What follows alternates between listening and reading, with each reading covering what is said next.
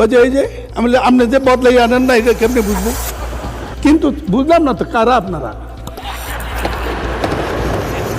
মাননীয় সদস্য, আপনারা বসেন। মুসলিম নারীদের পোশাক নিয়ে কিছু কথা বলেছেন, এগুলো আমাদের কাছে অনভিপ্রেত মনে হয়েছে। আমরা এটার জন্য প্রতিবাদ জানাচ্ছি এবং সবচেয়ে দুঃখজনক হচ্ছে এই কথাটি তিনি বলার সাথে সাথে সরকারি দলের নারী সদস্যরা যেভাবে উচ্ছ্বাস প্রকাশ করছিলেন, এটা আমাদের খুবই দৃষ্টিকটু লেগেছে। আমরা এই ব্যাপারে তাদেরও কিছু অবস্থান জানতে আগ্রহী। নাজিবুর রহমান সাহেব বসেন।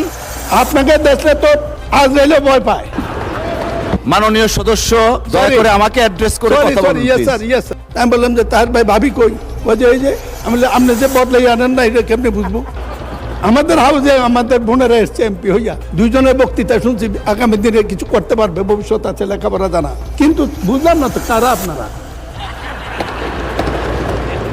আপনারা এদিকে দেখতে পারেন, আমরা এদিকে দেখলে কি আছে এটা বুঝবো না, এটা ঠিক না তো। মাননীয় সদস্য, প্লিজ পার্সোনাল ফ্রিডম নিয়ে কথা বলা উচিত না।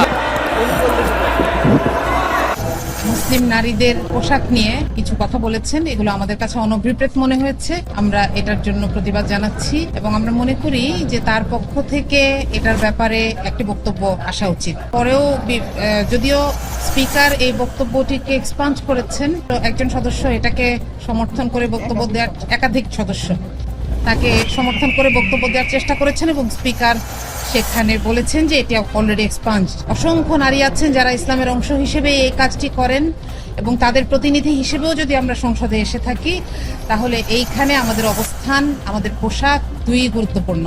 তো আমরা মনে করি এটার মাধ্যমে আমাদেরকে এক ধরনের অসম্মান করা হয়েছে এবং সবচেয়ে দুঃখজনক হচ্ছে এই কথাটি তিনি বলার সাথে সাথে সরকারি দলের নারী সদস্যরা যেভাবে উচ্ছ্বাস প্রকাশ করছিলেন, এটা আমাদের খুবই দৃষ্টিকটু লেগেছে। আমরা এই ব্যাপারে তাদেরও কিছু অবস্থান জানতে আগ্রহী।